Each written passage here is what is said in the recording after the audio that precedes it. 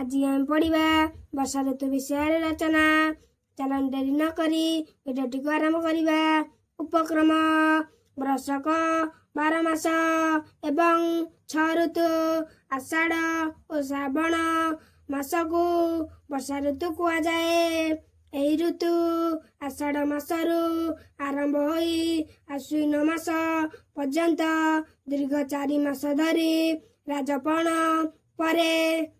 तेणु वर्षा ऋतु को चतुर्मास्य कह जाए।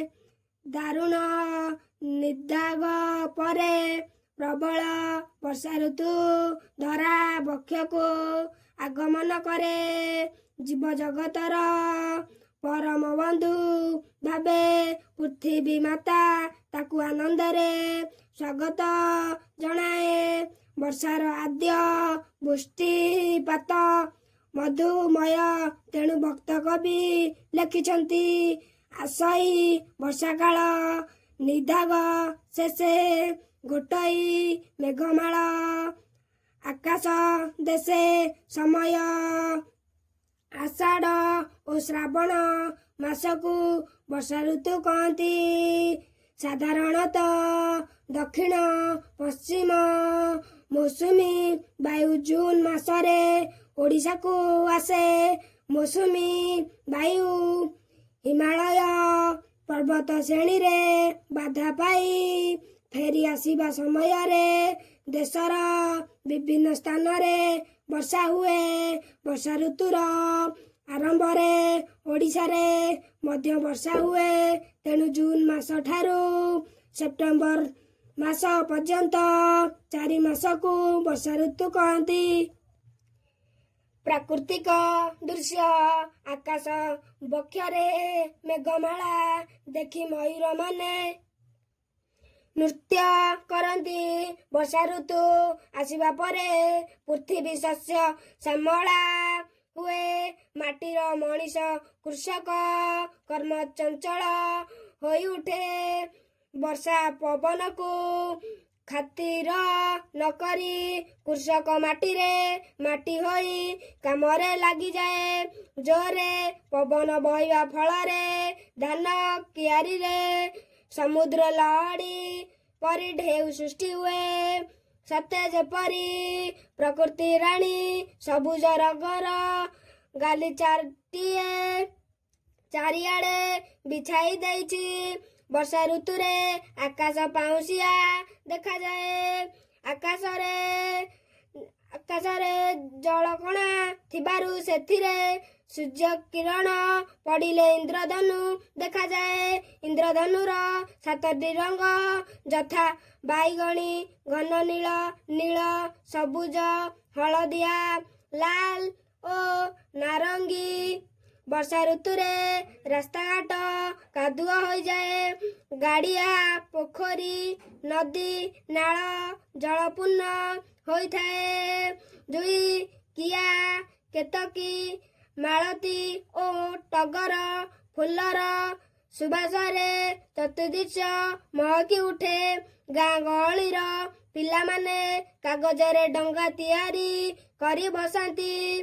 दिन राति वर्षारे केही बाहर को आसी पारंती नहीं।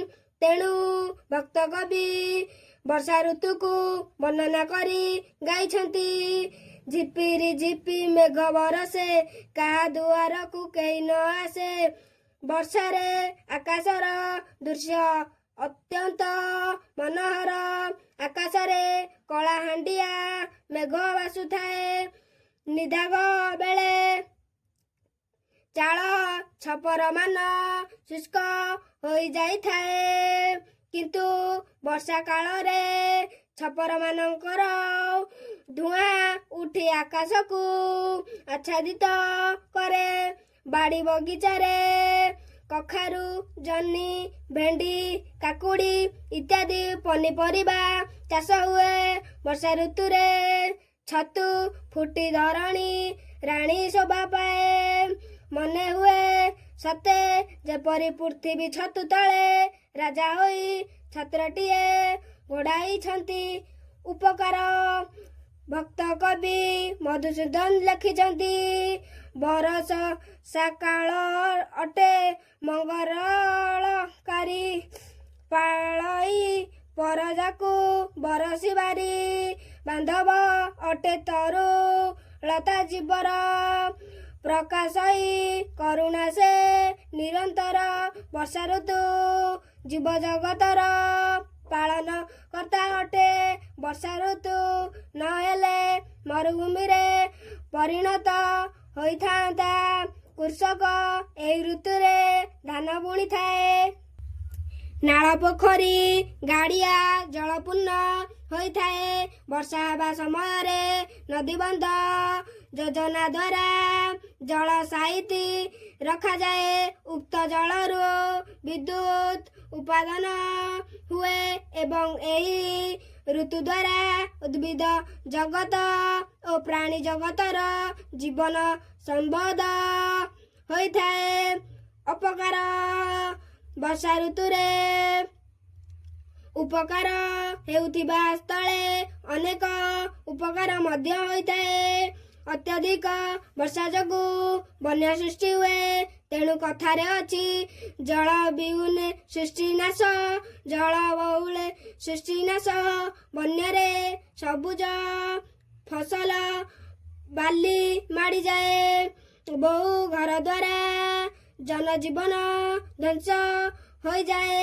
ବର୍ଷାରେ ଚାରିଆଡ଼େ କାଦୁଅ ହେବା ଯୋଗୁଁ ହଇଜା, ଟାଇଫଏଡ୍ ଆଦି ସଂକ୍ରାମକ ରୋଗ ଏହି ସମୟରେ ବ୍ୟାପିଥାଏ। ଅତ୍ୟଧିକ ଜଳ ହେତୁ ପଦ୍ମବନ ମଧ୍ୟ ଧ୍ୱଂସ ପ୍ରାପ୍ତ ହୁଏ। ପର୍ବପର୍ବାଣୀ ବର୍ଷା ଋତୁରେ ବହୁ ପର୍ବ ପାଳିତ ହୁଏ।